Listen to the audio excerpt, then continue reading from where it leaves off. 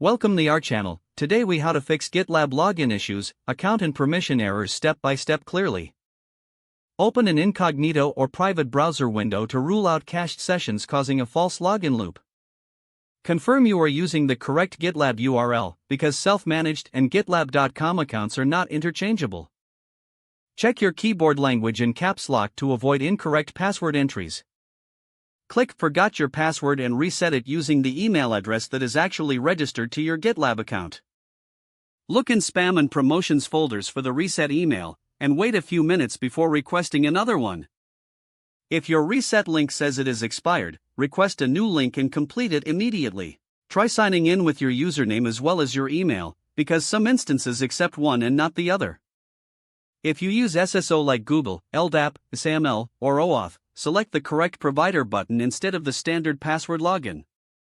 If SSO redirects and fails, clear cookies for the GitLab domain. Verify your account email is confirmed, because unconfirmed emails can block sign-in on some configurations.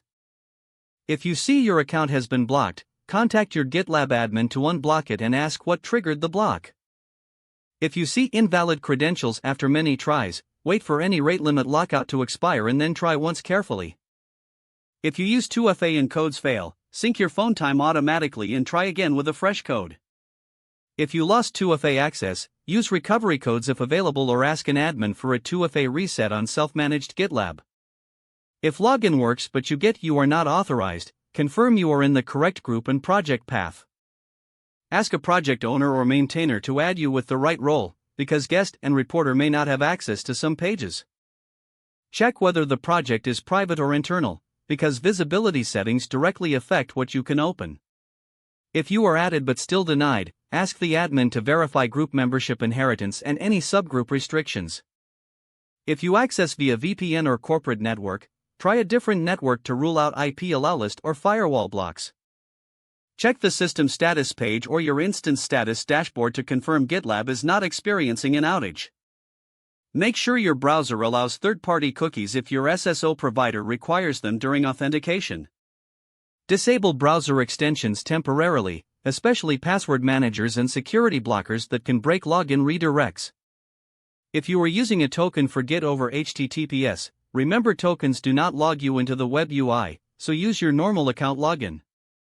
If you get permission errors in Git operations, regenerate a personal access token with the required scopes like read_repository or write_repository. For SSH issues, confirm your public SSH key is added to GitLab and that your local SSH agent is using the correct key. If the error mentions insufficient _scope or forbidden, review your role and request elevated permissions from the project maintainer.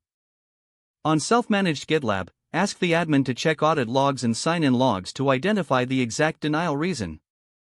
After changes are made, sign out everywhere, close all GitLab tabs, and sign in again to load updated permissions. Don't forget to like this video and subscribe to our channel for more step-by-step tech guides.